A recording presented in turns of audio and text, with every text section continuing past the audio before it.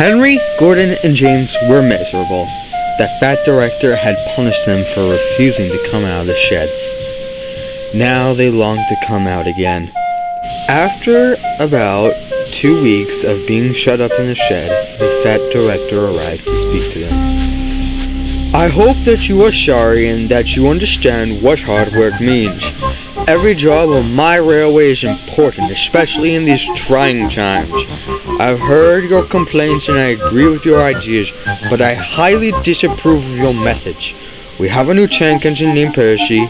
I will let you out now if you promise to behave. The engines saw their opportunity to leave the sheds and took it. Yes, sir, we will. I'm sorry I have disobeyed. I promise you it will not happen ever again. Thank you, Henry. I must be off. I have to tell the other engines. When the fat director told Thomas and Percy at the junction, they were relieved. Thomas immediately went to the next branch line train. He had missed Annie and Clarabelle very much. Sir, I don't know how to shunt coaches. I used to shunt at a coaling plant on my old railway. In fact, I don't think I know about much other wagons either. That's right, Percy. Edward will stay at the harbour and help you for the few days. I'm sure Colin will be able to handle the branch line if Adam sticks around for a little longer. Percy liked Edward. He looked up to the blue engine and respected him. He was fun to mess around with, too. They played as much as they shunted. Harry! Shut off, you little brat!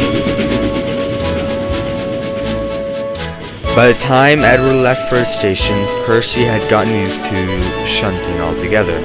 Edward was leaving with a good strain. Goodbye, Edward. Please come visit me every once in a while. Percy, I still live at the sheds with you. You do? That's wonderful. Yes, but I must be off right now. I'll see you at the sheds tonight. And with that, the blue engine set off for his station.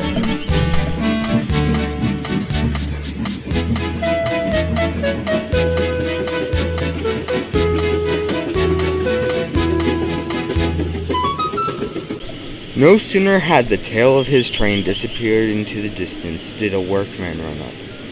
Percy, Edward has left some trucks on that siding. Can you collect it and bring it to the station after Thomas's Junction? Why, yes, of course, sir. That's a good engine. Winston wouldn't be able to get there and back in time for his train. How? You already sealed the deal. Stop selling. Percy was very excited to see more of the island.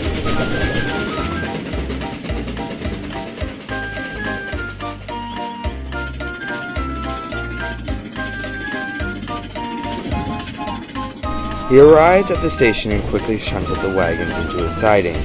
Then he turned on a turntable, which he had never used before. He waited at the signal on the main line to clear his way. Percy was being careless and didn't remember what Edward had told him about always whistling to signalmen to make sure that they saw you. Because Percy had forgotten, the signalmen didn't notice him. Percy waited and then all of a sudden whistled in horror.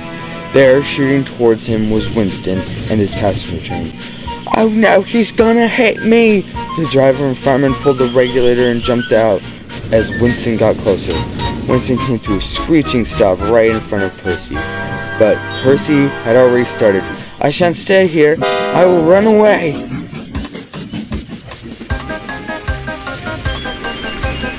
He went straight through Edward's station and rushed up Gordon's Hill without stopping. Percy hadn't been built to run so far, so fast, and was beginning to get tired. Luckily for him, the signalman at the next station heard about Percy's problems and set the points kindly to go into the siding. He entered the side of the station. Oh, I want to stop! Oh, I have stopped. Percy had smooshed right into a pile of ballast. He didn't care where he was as long as he wasn't moving. Workmen arrived to dig him out and to get him home. Winston stopped at the station to fill up on water.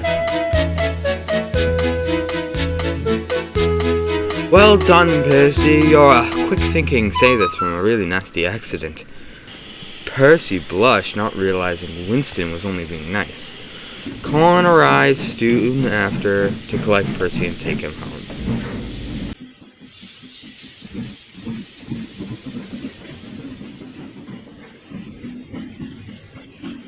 Percy is still cheeky, but he is most careful when he goes out